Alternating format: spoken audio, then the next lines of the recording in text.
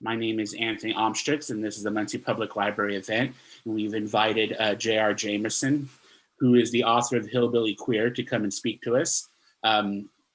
JR is the host of the NPR podcast, The Facing Project, recorded and produced here in Muncie at Indiana Public Radio, and a founder of the National Facing Project Network. His work has been featured in The Guardian, Panegyrist, Writer's Digest, and in numerous literary journals. Hillbilly Queer is JR's first full-length book project that was met with praise upon its release for its deep look at nuance and connecting across political divides. Ashley C. Ford, New York Times bestselling author of Somebody's Daughter and host of the HBO podcast Lovecraft Country Radio, said JR has written one of the most humane and challenging memoirs to come out of the Midwest.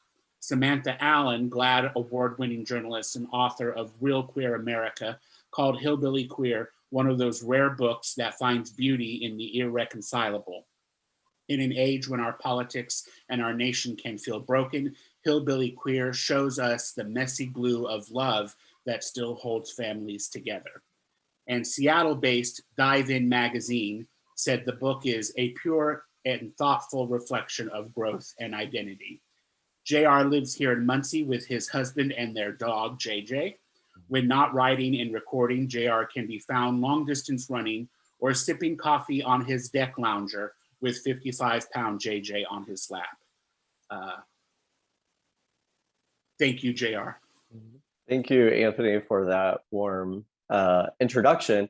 And if anyone does hear a dog in the background, that is my beloved JJ, who is terrified of the rain that we're getting right now in Muncie.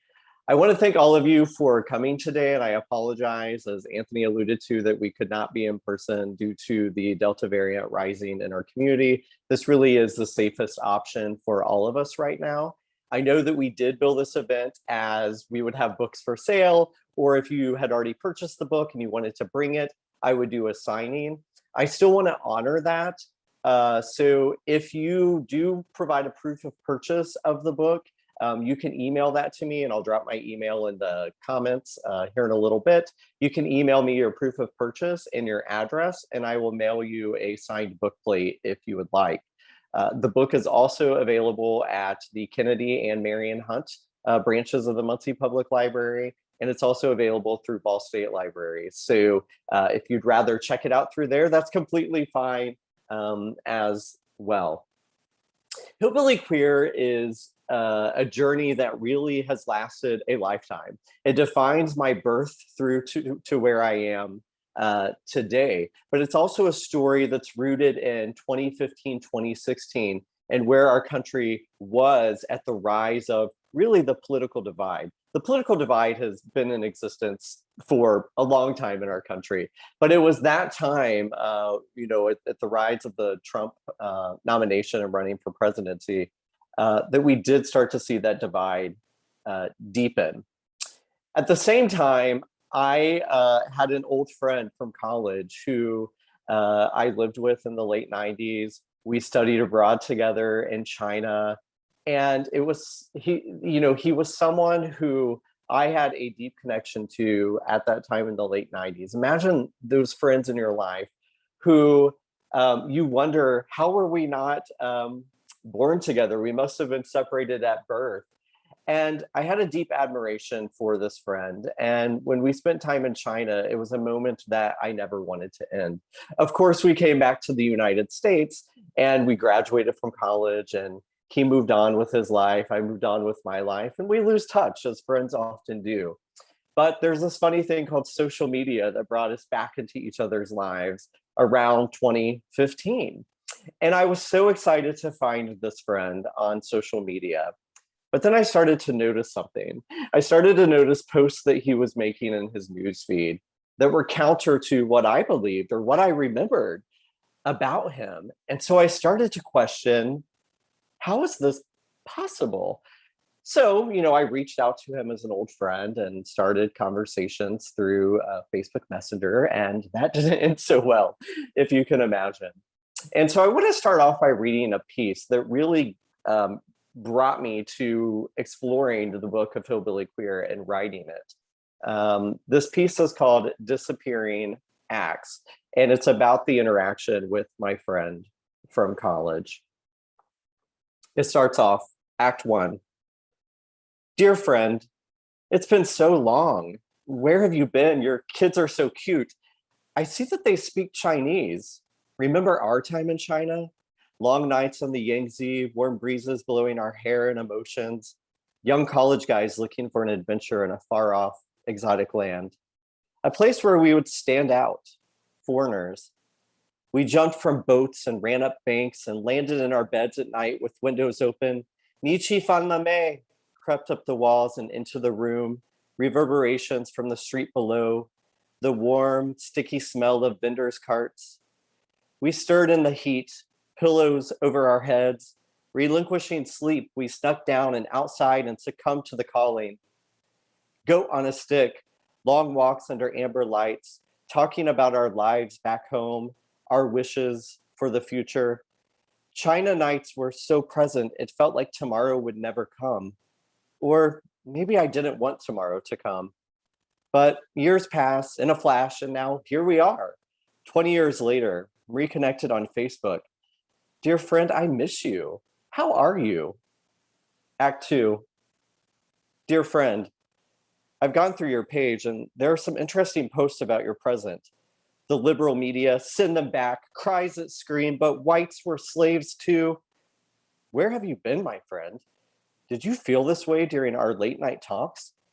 A piece of you that never revealed itself? No? Then what happened over time that changed your thoughts? Was it always there, dear friend? Was I too someone who held views like you? Where did our paths take us over the last 20 years that diverged in either direction, twisting and turning and taking you from me, and perhaps me from you? Dear friend, who are you? Act 3. Dear friend, I got your message, the one where you told me I had become part of the problem, part of the taking down of what was America. You said that Black trans lives don't matter and that my stats about death and destruction were wrong. You said that a Muslim would kill me outright for being a gay man, hang me from the town wall. So why do I stand up for those people's freedom? You said that I'm not a true American, but who are these real Americans? Act 4. Old friend, we cannot see eye to eye. I can never find middle ground with a person like you. Can you change? Will you change? Me? If I've done any changing over time, it was for the better. The America I stand for is one that sees everyone as equal, one that understands our past wrongs and finds ways to right those, a place where everyone can love who they want. Freedom. That is the definition of what America was supposed to become, and one that I believe can still happen. Oh, I see. My definition of freedom takes away yours? How so, old friend? Act 5. To the person I once knew. I miss you. I miss the laughter of those nights in China, you telling me old stories about your childhood, the person I thought you were. Can you hear me? Can you see me? Have I disappeared too? Before we march off to war toward each other, know that I once loved you. So, I wrote that because I was trying as a writer, trying to process my feelings of this connection I once had to this person that was not the person I remembered anymore. And I started to think where we were in society, and I had a question that, can differences bring us together, or where we are in the world, do our differences actually continue to push us apart? And what is our individual solution of trying to heal those kinds of divides? And with this particular friend, I felt like there was no way I could tap into him. There was no place for us to go to find those connections. And at the same time, my parents were leaning toward Trump and excited about a future under a Trump presidency. And I just began to wonder if this was the end of connections to people from my past. And at that same time, my father asked me to go on a road trip with him back to his hometown in rural Missouri for his 55-year class reunion. And I really didn't want to go on that trip because of everything I've already spoken about. But I kept asking that question. I kept sitting with Disappearing Acts that I just read to you. And I thought, going on this trip might actually be the most radical thing I could do in this moment. And what if we took an opportunity to step wildly into each other's worlds? What would we find on the other side of that? Would we find that perhaps people like my dad, people like me, shouldn't try to be together, shouldn't try to get along? Or could we find that perhaps our differences could bring us together in ways unknown? So this book, as I went throughout this trip in Missouri, it was an exploration of identity. It was an exploration of culture, family secrets, and of course, that political divide that was told through the lens of my relationship with my father. If you've not read the book, I wanted you to read just a couple of short passages that give you a sense of the difference between my dad and me.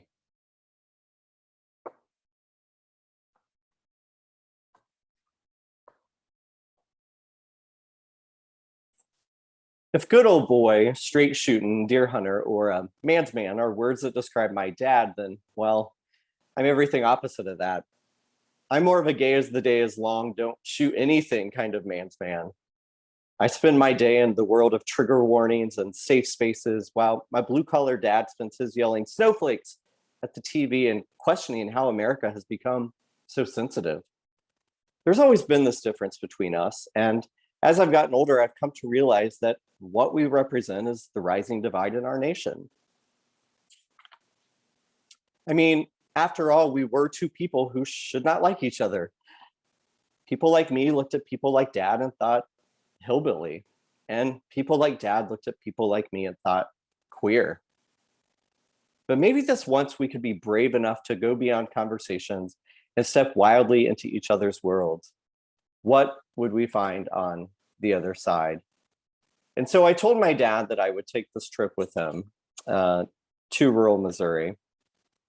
And, I wasn't sure at first if I was making the right decision. As we headed toward Missouri down I-70 and then I-44 away from Indiana into the heart of Trump country in many ways, I started to regret the trip. And I want to read a small piece from chapter 1 that gets at these feelings and emotions I had at the time. We had just checked into this roadside motel right off the interstate. And I'm a person who is terrified of roadside motels for a variety of reasons. I'm terrified of actually bed bugs or being kidnapped, a variety of things that are probably irrational. But I wasn't even sure I wanted to stay at this place that to my dad was an okay stop, an okay place to stay. And I began to think, this is not going well, and we're only on day 1. And here's a piece from that first chapter. In the motel lobby, Rhonda called out as we headed to our room. And if you need a map of the area, we have some back over in that rack with the travel brochures. I walked over to the rack and found a hand-drawn map, certainly not to scale. Someone had literally taken the time to draw each street and intersection in the town, along with identifying landmarks. In the lower right-hand corner, in the same handwriting, it read in all seriousness, Cuba, Missouri, copyright 2014. Beneath the map lay several more copies for the other weary occupants and explorers of this small Missouri town. Outside of the motel, we counted the numbers on the rusty doors until we reached room 10, where the key wouldn't work. Son of a bitch, Dad swore as he jiggled the handle. The green light illuminated and the knob turned, but the door wouldn't budge. Give it a kick, he instructed. I reared back my flip-flopped right foot and exposed a dark, cavernous, and musty scene on the other side of the door. We were lured inside by the welcoming coolness of the humming window unit. Dad pulled back the curtain. Let's get some light on this situation. I slipped into pest control mode. I went to the beds, threw the pillows to the floor, and ripped off the comforters and sheets.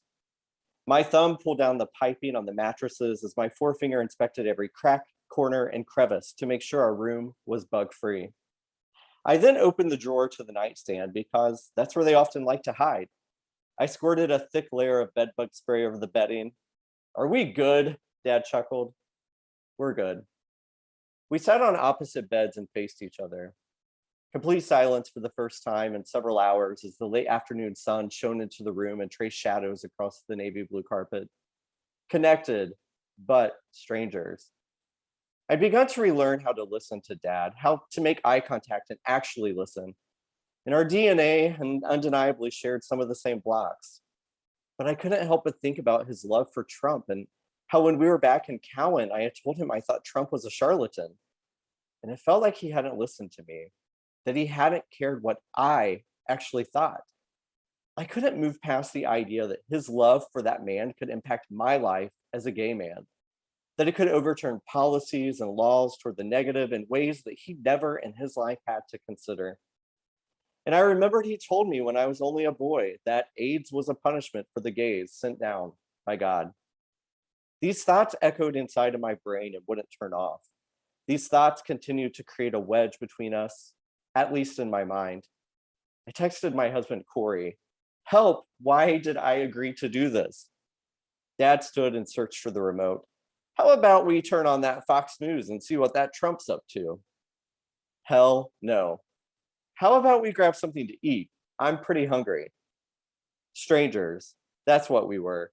Strangers who had no business sharing a room together, especially if one of us planned to hole up all night watching right-wing propaganda on the television.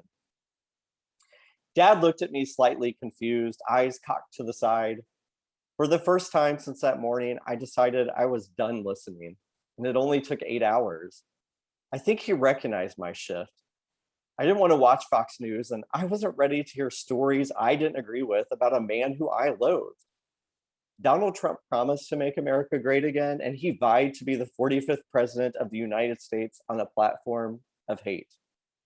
I studied the shadows on the floor and contemplated my decision to come on the trip. Corey texted back, stay. I threw my phone beside me on the bed. Dad remained standing, and I stayed seated. The silence stretched on as we searched for something else to say. We had 20 years of road to cover in only a few days, but nothing seemed to find its way to the tip of our tongues at the right time in the right way. It hadn't been this way with Mom. As I'd gone home over the years and had made phone calls to them on the weekends, Mom and I always had something to say to one another. She and I had grown closer with time. But with Dad, the space between us continued to grow and grow with less and less to say. But it hadn't always been that way. When and where did we go wrong? Had he built the divide, or had I? I studied the old carpet of the motel room and searched for answers, or perhaps the sign that the room did indeed have bed bugs. That could have been my out to hit the road. Other than that, I wasn't sure what to look for anyway. I had been without direction on figuring out Dad for a long time. But what had he been running from all of these years? Was it me? And what exactly was he running to? Was it the past? Those were questions I could have asked of myself. Connected, but strangers. We had nothing more than time and that hand-drawn map to help us change that fact. As we moved forward throughout the trip, that was day one, as I said. And as we moved forward throughout the trip, I had to try to put our differences aside and try to find this connection. It just was deep within me to find ways to tap into my dad and for him to see me as his son, someone who was completely opposite of him, and to understand what my life was like as a gay man in Indiana and as a gay man traversing the hills of rural Missouri with him at the time of the rise of a Trump presidency. I've spent nearly 10 years of my career on the Facing Project, which is an organization that connects people across difference. We tout the idea that we bring people together so that they can sit down, talk to each other, and write each other's stories from their own different perspectives. And then those stories are shared out in a book, they're performed on stage, and it's a way for communities to be in discussions on tough topics. And I had to keep telling myself, if I believed that and I encouraged others to go through this process, I had to do it on my own. And that's all based in empathy. And I can't see all of you, but I want to ask the question, how many of you have heard of mirror neurons? And I imagine some of you are maybe raising your hands. How many of you raised your hand likely because you're assuming that other people probably know what they are? Maybe you didn't, but you felt this pressure perhaps to raise your hand to understand what mirror neurons are.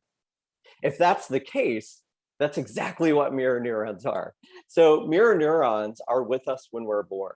They're part of the brain that tries to find that human connection. So think about in a nursery when a baby is crying, right? What happens? The other babies start to cry in the nursery. Is it because they're hungry? Is it because, that funny old man with the glasses tapping on the window to see his grandchild stirred up, these emotions and all the others? Was it the nurse coming in, startling one baby awake and it cried and then the other started to cry?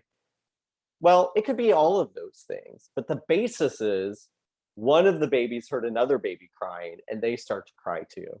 As we grow into adults, we find ourselves sitting in spaces like, let's take a conference for example. Have you ever sat in a talk or a conference, maybe even like today, if we could see each other, and you begin to yawn? Maybe you don't find the speaker boring, you're just kind of tired and you're sitting and you want to move around. What do you think the people around you start to do when you begin to stretch and yawn? You might see a couple of other hands go up over their mouths, like, stretching to yawn. Those are mirror neurons. They're our body's way of interacting with each other to find that human connection. And we have to start with empathy because to begin to understand motivating factors and, with family, that sometimes means going back to where we're from and to our shared histories. And so I decided with my father as we moved forward throughout this trip that I had to tap into that empathetic part of me who encouraged so many people over time to share their own stories with others, that I had to tap into that process, even as frustrated as I got throughout the trip at times. But I had to tap into those mirror neurons to begin to understand not only who I was as an individual and from where I come from, but also what makes my dad and what makes him tick. As I started to write the book, I was thinking about the title, Hillbilly Queer, which is shocking for some people. When they see the book, they're like, what? Those are two words that don't seem to go together. But they actually go together really well. So in some instances, people may look at my dad and call him a hillbilly, as I mentioned in the reading at the beginning. Some people may look at me and call me a queer. And those can be derogatory words, but they're also reclaimed words. They're words that can give us power. They're words that can also be used to hurt us as individuals.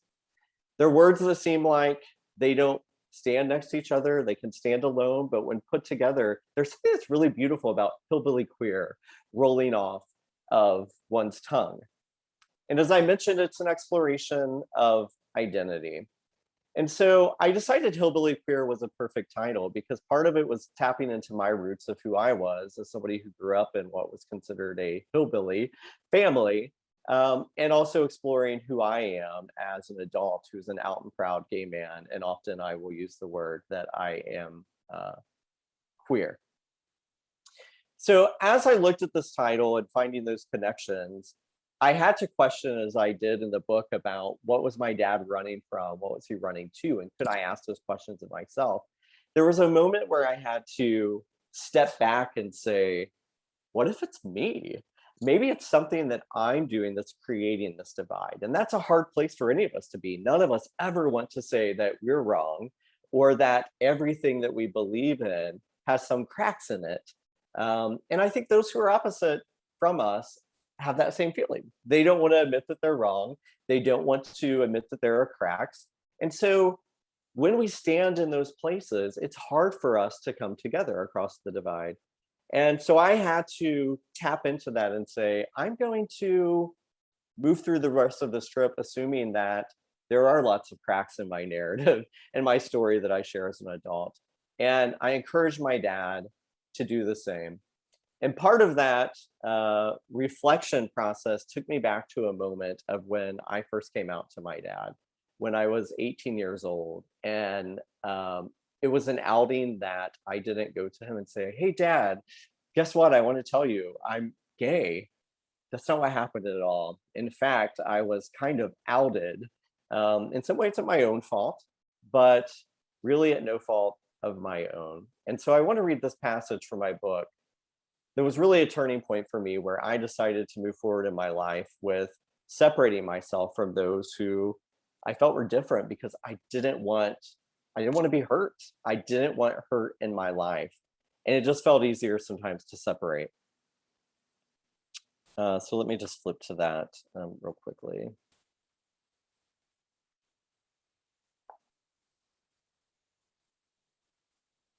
And I'll say that the outing was because I was dating my first boyfriend, and we met at orientation for college at Ball State University. And Steve had gone home for the rest of the summer, and he lived up north near Crown Point, so quite a drive. This was late 1990s, so there weren't really cell phones like we have today to text. There wasn't really an opportunity for me just to hop in the car and drive up there because I was 18 and didn't have a lot of money and didn't have a reliable car. There were all these reasons why maybe we shouldn't make it work. But I put pen to paper and started writing letters to Steve and would mail them to him. And he would send them back to me or return letters back. And so we kept this correspondence going all summer until we were going to meet again at Ball State in the fall. And then my dad found one of those letters and left it on my bed to let me know that he knew my secret. And here is how that transpired. I folded up the letter, stuck it in my back pocket, and headed down the stairs toward the front door. I had no idea where I was going, but I didn't want to face Dad. As I hit the bottom of the stairs, he called to me from the family room. I heard him get out of his chair and head my way. I stood at the front door, frozen in place, and Dad stood opposite of me. Strangers. He raised his eyebrows for a moment and then allowed his face to sink into crumpled confusion. A dad and his son, for the first time, truly cemented as worlds apart. I'm sorry, I said. I didn't know what else to say. I opened the door and hurried across the yard to my car, parked at the end of the drive. I fumbled with the keys, and once they found their way into the ignition, I drove around Cowan that entire afternoon and evening. I blared music that disappeared out the downed windows into the cornfields that swayed in the wind. Being alone on those country roads made me feel like I was the only person in the world, and I was okay with that for a bit. Going back would mean walking into a life that would never be the same. There would always be the before the letter and after the letter moments. I pulled over at the elementary school and climbed into the castle on the playground. Next to being on stage, the castle was my safe space.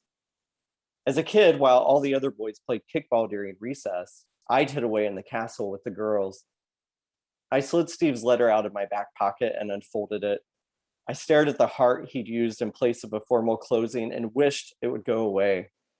I thought maybe I could live out the rest of my life in that castle.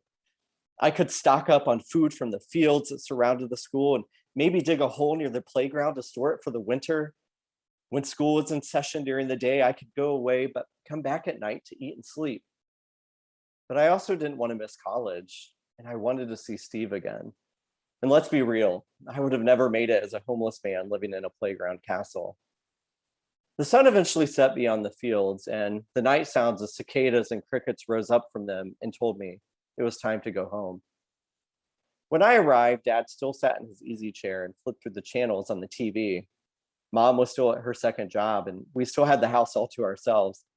I kept my eyes to the ground as I entered the family room and plopped down on the couch. We sat for a moment without speaking, the only sound from a rerun of Roseanne. I pretended to watch and let out a fake laugh. I started to think maybe I was wrong.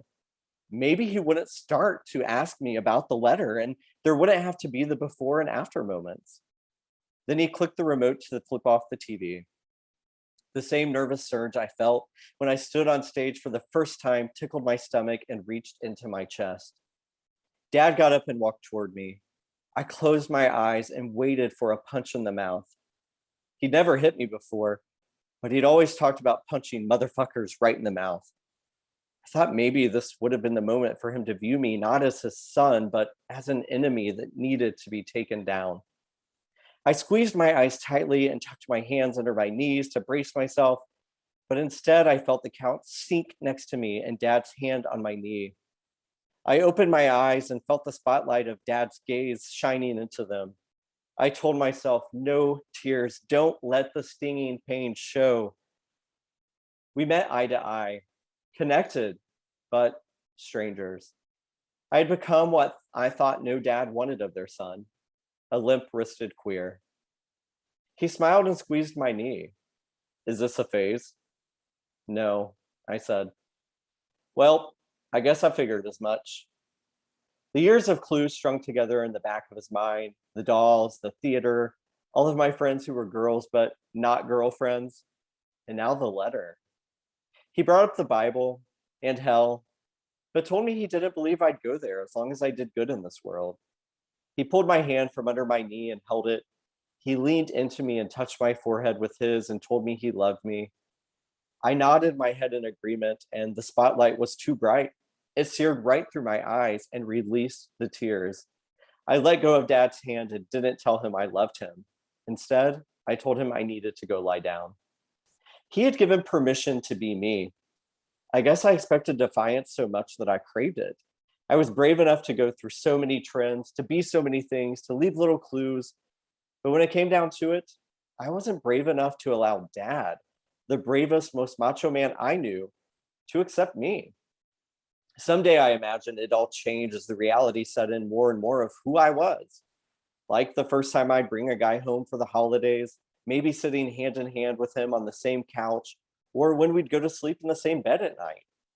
All the things that would happen hereafter might be too much for Dad. Maybe he'd retract his love. I decided that night that separating myself from his grip, from his love, would be the easiest in the end, because nothing ever turns out to be a happy story. And so, reflecting back on that moment, while I was on the trip, and of course became a scene in the memoir, made me realize that I was the one who had started to build this divide between my dad and me. And so, tapping into that idea of mirror neurons, how do we move forward from there?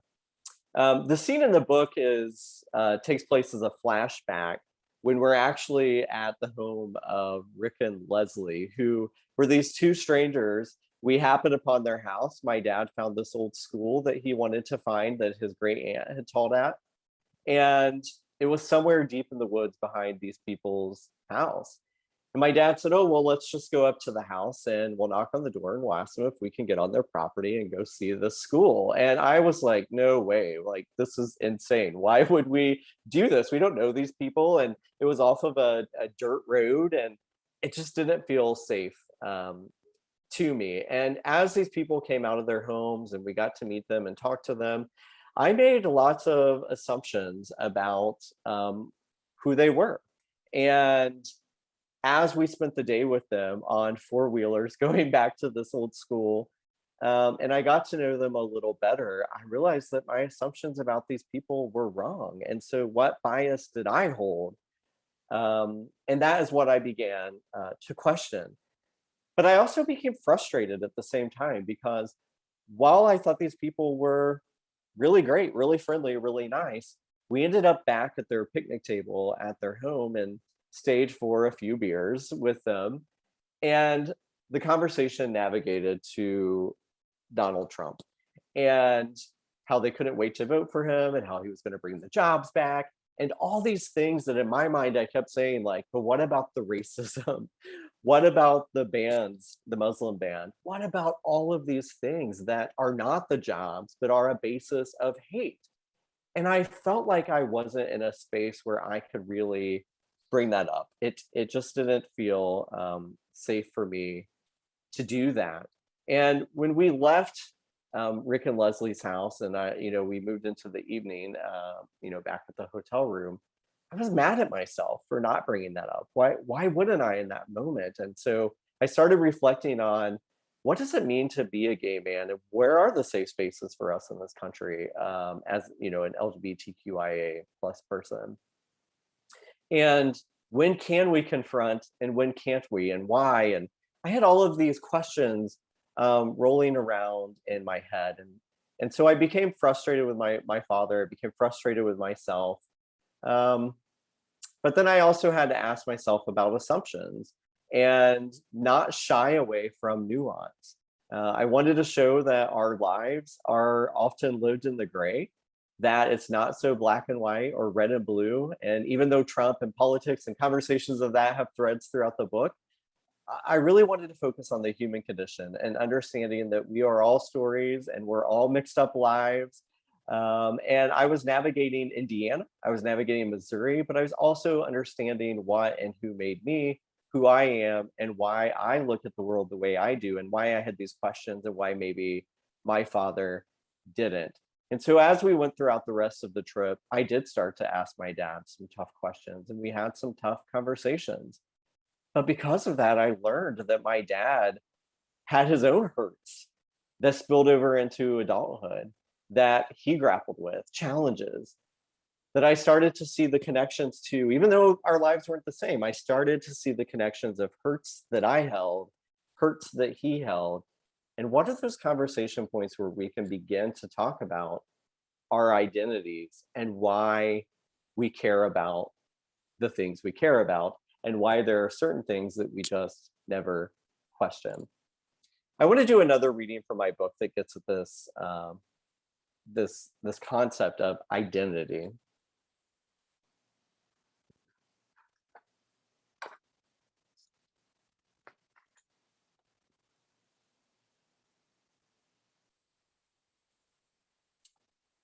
To pass or not to pass?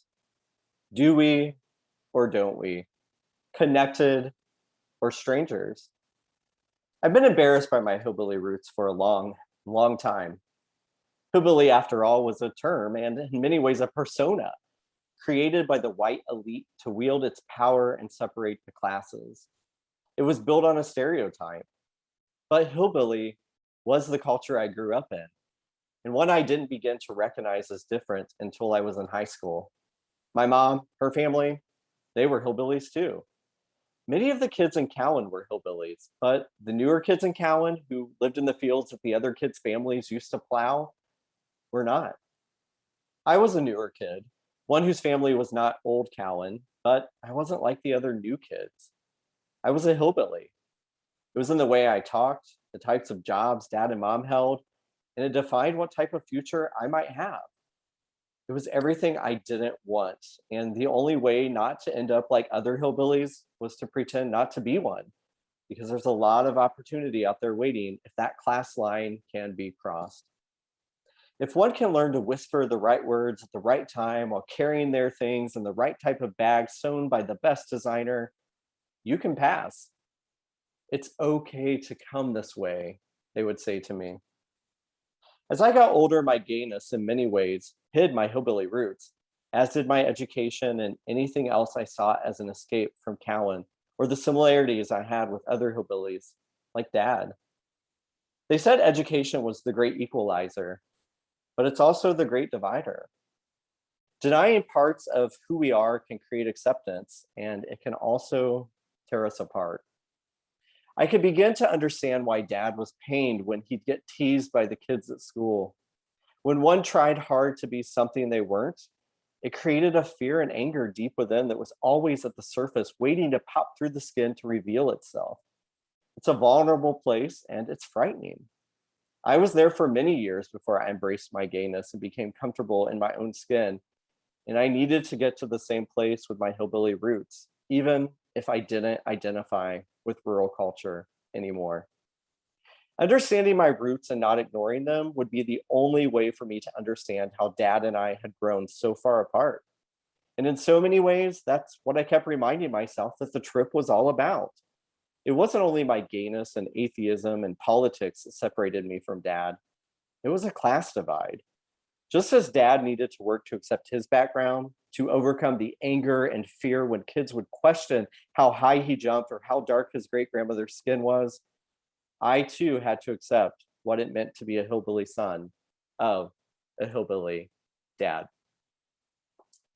And it was in those moments of the trip that I started to see that my dad's leaving Missouri for a different life in Indiana was exactly what he had been running from, to get to a new place. And if you've read the book, you'll know that there was an explosion that happened that actually sent my dad away to Indiana. But it was a moment for him to start his life over. But he had left behind many friends in Missouri. He'd left behind family, but he was starting in Indiana with new friends and new families, and really blazing a new trail. And being separated by miles from his past was freedom in many ways, but it also was hurtful to be gone. It was hurtful when he would go back home and those haunts would be there to remind him of where he came from. And I started to think about my own experience of growing up in Calhoun, Indiana, wanting to get as far away from there as I could. And I did. And now look at me, I'm back here in Muncie, just, not that far away from Calhoun. But I started to look at what are these connections to us, and what's this deeper story of dad that I never took the time to listen to or learn from as I was growing up. And one thing that I learned about my dad is that he never had a good relationship with his own father. This was something that he never really talked about when I was growing up. Never talked about his dad. My grandfather died long before I was born. He would on occasion mention how his dad was the town drunk, and that was about it, but never said anything else about him. But I got my dad to talk about his dad for the first time on this trip. And realizing that he never got to say goodbye to his own father, to really reconcile with his dad before he died. And when I heard that, that made me realize that I don't want it to be too late for me to connect with someone that I love. And that turning point was when we visited Old Lady Baker, who used to work for my grandfather. She was a woman who made sure that my grandfather's business, which I was like, he owned a business? Wow, I never knew this. That my grandfather's business continued to thrive and keep going, even when he showed up sometimes to work, trying to work off a hangover from the night before, or sometimes showing up into the space still drunk. And so my dad had this connection to Old Lady Baker because it was the connection to his past. And when he would go visit her, when he'd go back home to Missouri, he always made sure to visit her. And I met Old Lady Baker for the first time on this trip. And it was a turning point where it made me realize that there is a way that we can come together, that our differences can bring us actually closer together if we can, have that empathy and figure out ways to find those connection points. So I just want to read an excerpt from our time with Old Lady Baker.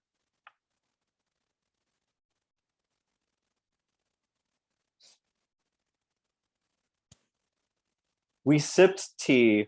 The porch glider whistled in the background. Dad and Old Lady Baker made eye contact, and she tilted her head downward and smiled, and then turned her attention to me. She asked if I wanted to hear some stories about Grandpa Harrison. I nodded. She clapped her hands together with a laugh and then rested them on her knees. She leaned forward. Your grandpa was an excellent drummer. I played the drums right alongside him. He wasn't better than me, but he sure did beat all the other boys. She relished in the opportunity to share a few memories with us about him, about how he played pranks on other boys in the band, about the time when he poured water down the saxophones where it rested in the bells and stopped the sound, and he replaced the reeds with chewing gum. As these discoveries were found, he pounded away on his snare and cracked a smile. His drums floated up and down from the pocket of his thumbs and forefingers, little jokes here and there to keep the rhythm of life moving forward. With each word from Old Lady Baker, I realized how ornery he was, like Dad in his fake marriage or blowing up the quad hoping for a laugh. I guess the apple really doesn't fall far from the tree. Old Lady Baker's tone became somber. She looked to the ground. But the spring of 42 got the best of him. He never recovered from being rejected by the Army. Grandpa Harrison tried to enlist not long after Pearl Harbor, like many of the other men around Steelville had done. But partial blindness in his right eye made the Army give him a pass. During the war, sales at the grocery store were down and they never did bounce back. While his high school friends died across the ocean in places he'd only read about in books, he tried to figure out how to make ends meet for his new family. When the pieces hadn't come together, what he found was solace in the liquid courage he had been given to him as a child at the brewery. Old Lady Baker reached across the porch glider and grabbed Dad's hand. Harrison sure did love his boys.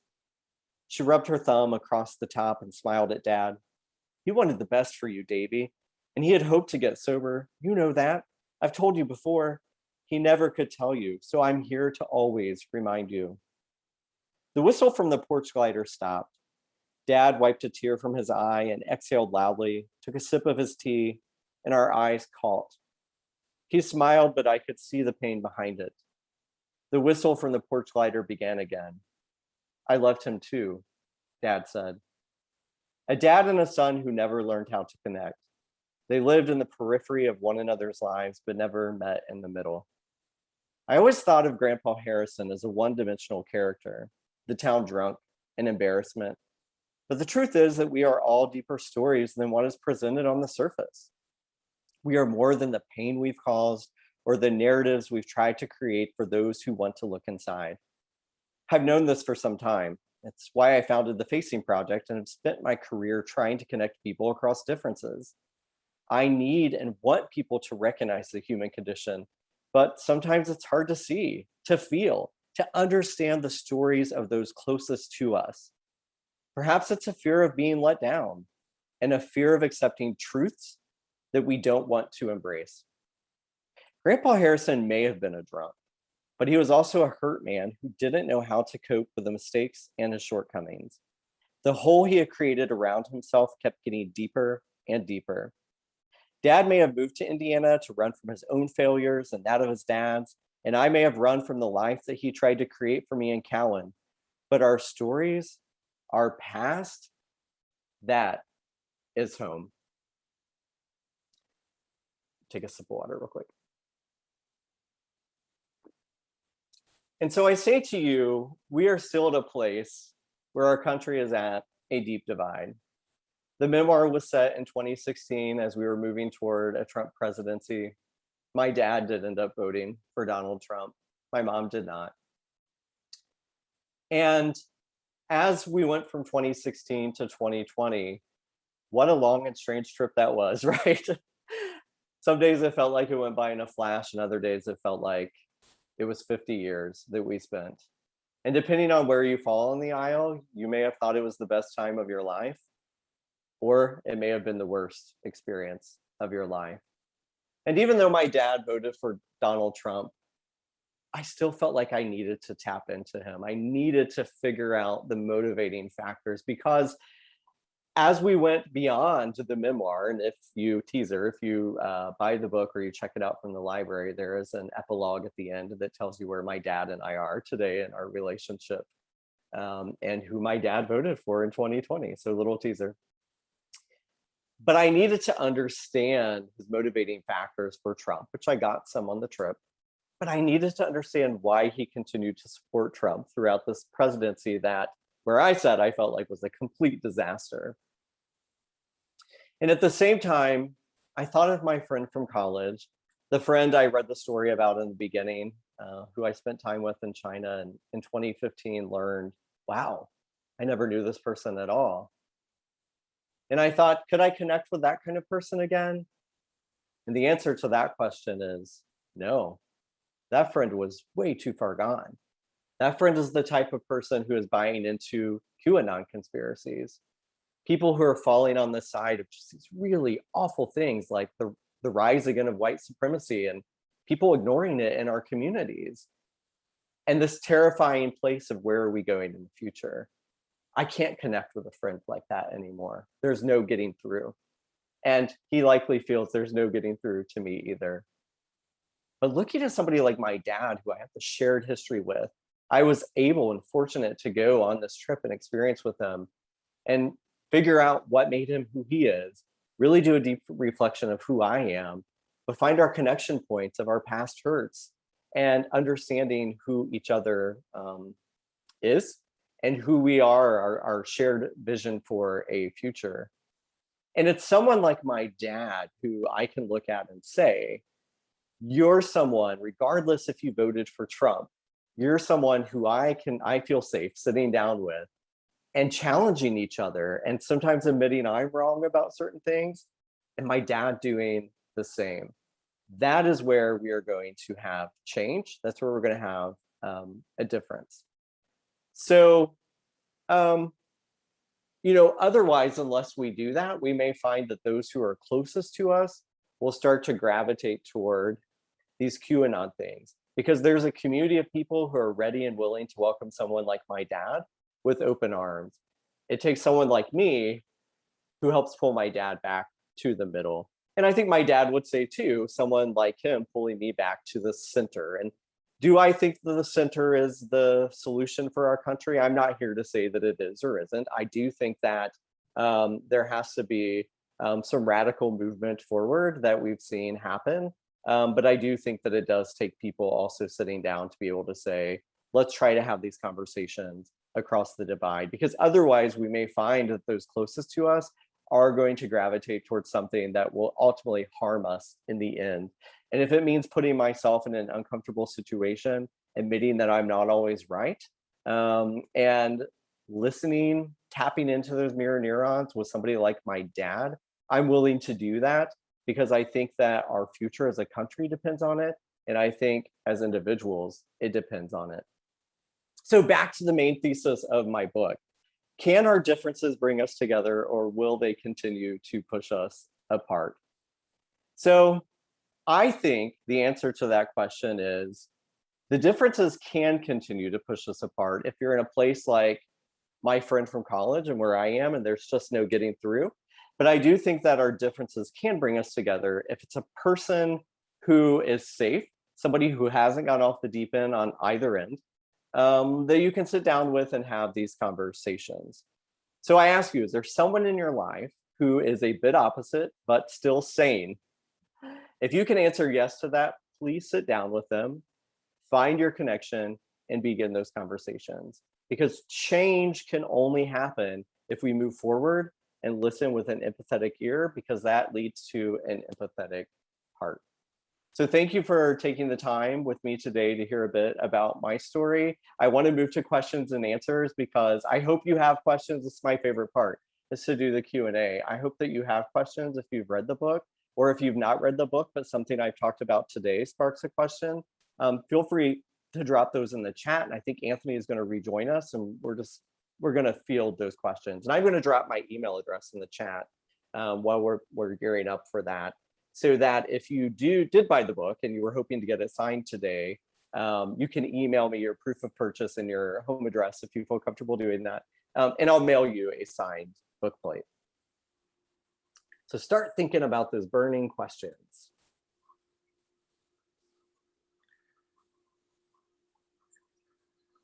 So the JR's email is jr@facingproject.com, FACING, project.com.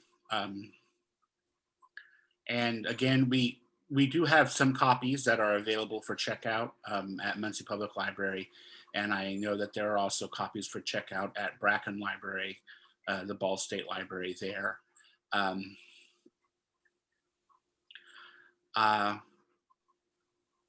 Maybe people are typing. I'm not seeing anything as of now. But okay, so I guess I will probably ask you some questions, JR, that Great. some people might want to know about. Could you maybe just tell us very briefly about the logistics of writing this book? How did you go about finding somebody to publish a book? And can you maybe talk about your editor and maybe talk about that very briefly? Yes, I'd love to talk about that. Writing a book is not an easy task. Writing this book, as I mentioned, started out with the trip in 2016, but like I said, really goes back to my upbringing and childhood and all of those things that we just discussed. And so when I went on this trip with my dad, I wasn't intending to write a book. That wasn't my goal. But because I'm a writer, I took my moleskin with me, and I was taking copious notes while I was on the trip. And I did think when I returned, oh, I don't know, maybe I'll write an article or a piece that I'll submit to a journal about this. And as I started unpacking the experience, I realized I had more than just a journal article or a magazine article. And so I wrote a series of essays. I ended up with like 12 different essays. And I kind of set those aside for a minute. And then I just wrote, the trip itself, the moments of just traveling along, these little small tender moments. And then I had to whiteboard it. I literally went to a whiteboard and I started to look at the essays that I had written. I looked at the trip itself and I started to think, what pieces fit together? It's like a puzzle a bit, right? It's like finding that perfect fit. And that's what I love about writing and editing, because you never really know actually where the end might be when you start the process. You think you do, like, okay, this is the story I'm going to tell. But if you really give yourself that moment to step away and then step back and then step away and then step back into the process, you'll find that you actually don't have any of the answers at all. And the pen or the computer actually will guide you to where you need to be, or in my case, the whiteboarding of moving these pieces around. I started putting the book together, and my co-founder on Facing Project, Kelsey Timmerman, said, I think you should pitch this to literary agents. So I started pitching to literary agents. I pitched for a year. I pitched 83 agents. And got 82 no's. A lot of thank you, but no thanks. And that can be depressing, right? As I was heading onto the 1-year anniversary of pitching agents, I thought, is this worth it? Like, is this worth my time? Is this thing ever going to get published? And then I got my yes from Julie Stevenson at Massey and McQuilkin Literary Agents. And she shared with me that she loved the book, that she grew up in Montana, that she has a similar dad. There were just pieces that connected to her. And that's the yes I need. And so I'll say to aspiring writers, it only takes one yes, only one yes to make what you want to happen to come true. So never, get frustrated about the process. It may take time, but if you believe in your story, somebody else will find it and will believe in it too, and they'll be your champion. So I found that in Julie Stevenson. And she worked with me for another year, believe it or not, on making edits to the book to get it ready for commercial market. Because while she liked the story, she felt like there were things that needed to change. It needed to tighten up some in places. She really challenged me in some areas to mine a deeper vein, as she likes to say, to go back to those essays and flush them out a little more and then add those pieces. So back to my whiteboard I went, moving all that around to get the book to where it needed to be. And what we did is the story of so many aspiring authors. She took the book on submission and pitched it to the big publishing houses in New York. And guess what happened? We got a bunch of no's. We got a bunch of, I don't like the story, to, oh, we've moved past the stories of the political divide, and now we're looking at different stuff. We don't really want to publish a story like that. And again, it was deflating. And we spent 6 months on submission for her to come back to me to say, the book's not going to get published by the big five. And I was heartbroken. And I started working on my next book. Then that was what she encouraged me to do. She said, you're not alone. Really, out of all the authors who get signed by a literary agent, only like less than 1% of those authors end up getting their book taken on by the big five publishing houses. So she said, sometimes it takes 2 or 3 books that you write before you get that yes from a publishing house.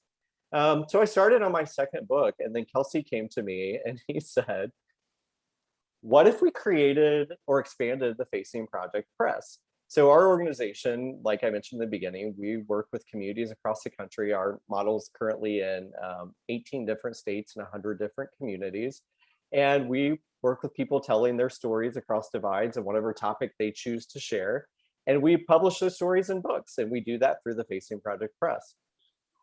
And we'd always talked about expanding the press to open it up to full-length works that weren't necessarily from our communities, but connected to our mission of connecting people through stories and connecting people through empathy and understanding. And he said, what if we just do this now? What if we do it with your book? We have the mechanisms to do it. Would you feel okay? And so I went back to my literary agent and I said, okay, I know we've gone through all this process and this probably isn't traditional to what you're used to, but here's our idea. And she loved it. And she said, I'll help you build the Facing Project Press to where it needs to be. And so we spent another year with my literary agent building out the press, making the right connections to reviewers, and getting the book available for publication so that it could go out for wide distribution.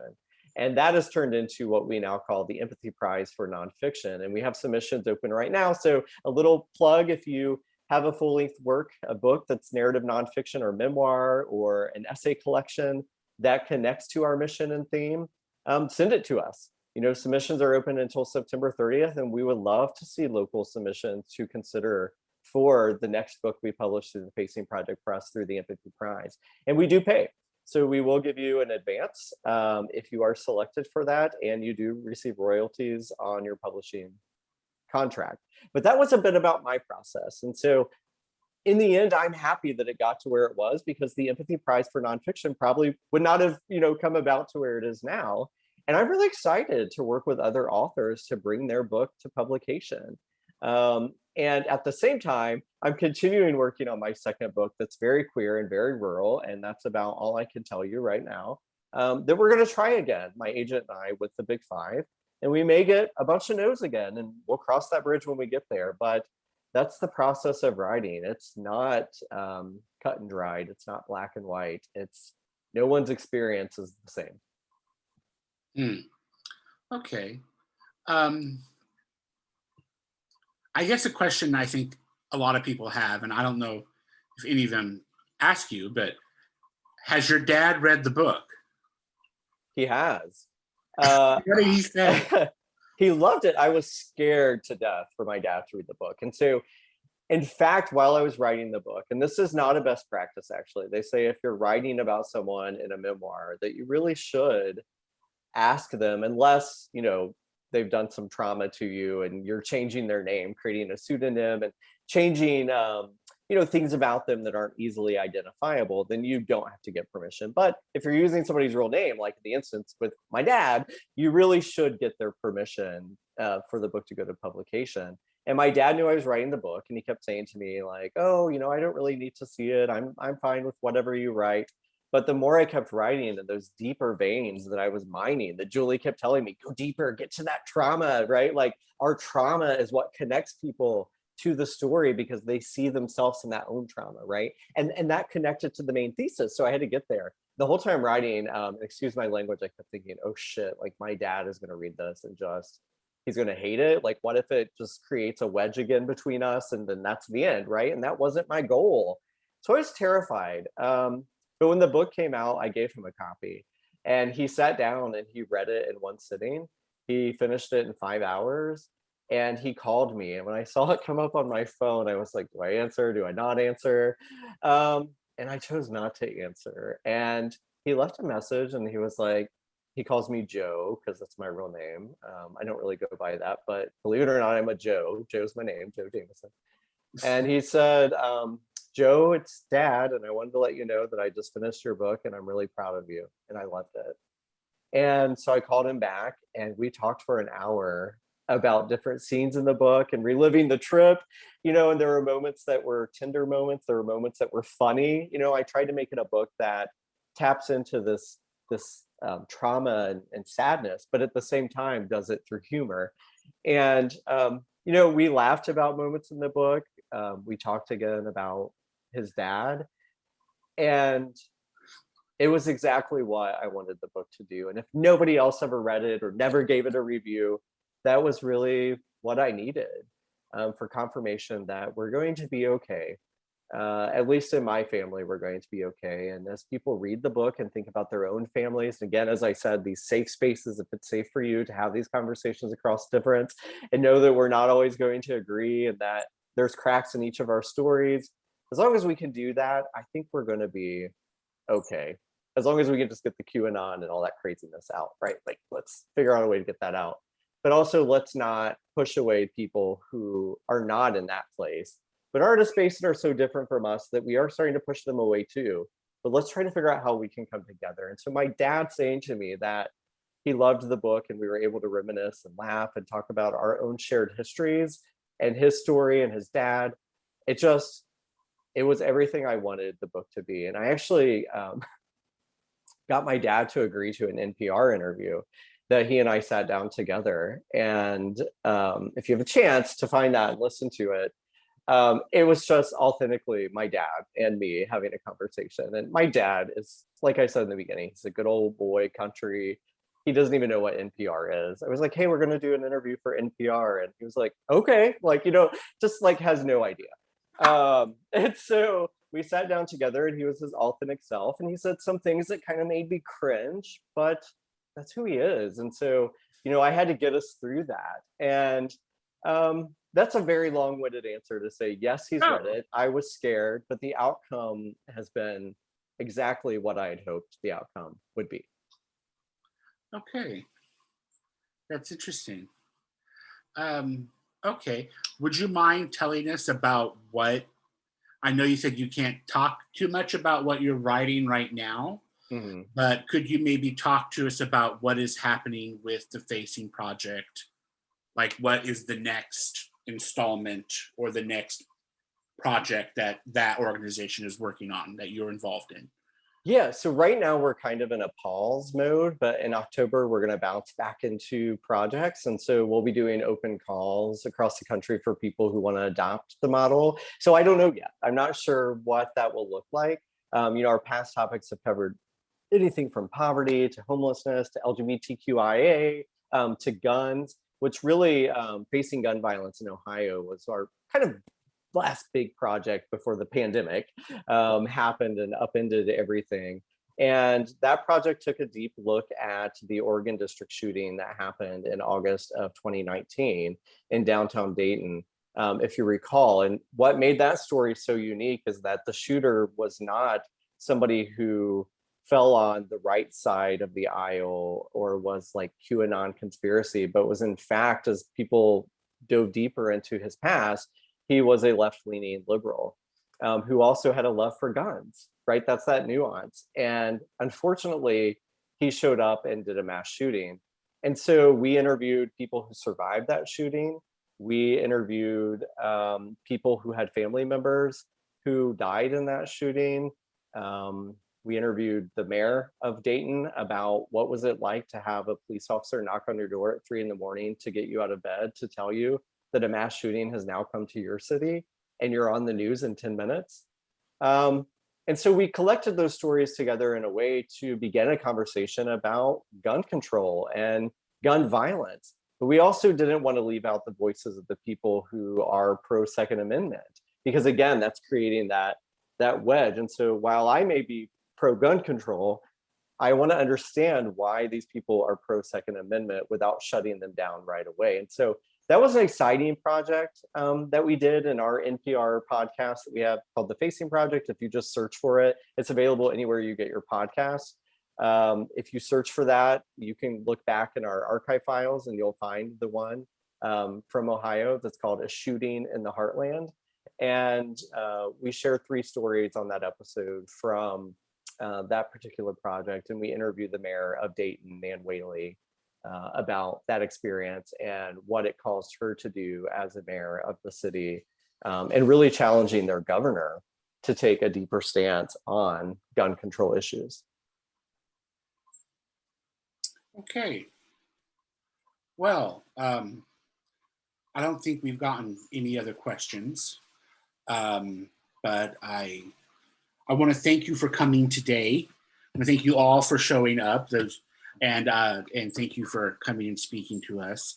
And I hope that we can look forward to your next book. Mm-hmm. And I don't know, we might do this again. Yeah, I would love it.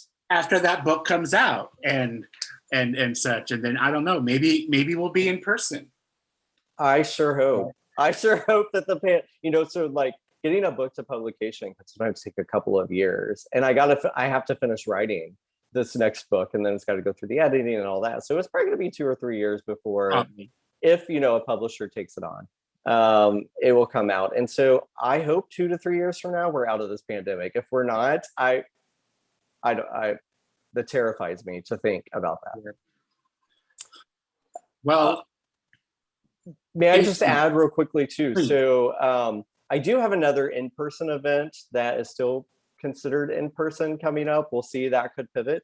October 8th at Ball State. And so this one with Muncie Public Library and then my talk at Ball State are my two kind of homecoming events in the Muncie community. And I'll be in conversation with Ashley C. Ford, who did blurb my book. She's the New York Times bestselling author of Somebody's Daughter and hosts the HBO podcast Lovecraft Country Radio.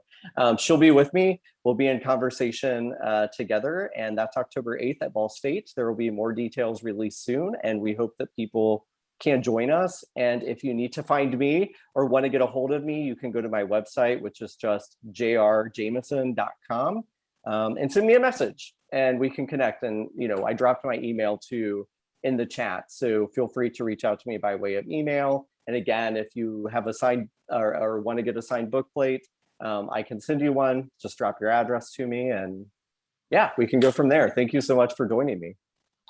Okay, so excellent. Thank you again, JR, and thank you everybody who's coming. Hope you all have a wonderful afternoon. Bye.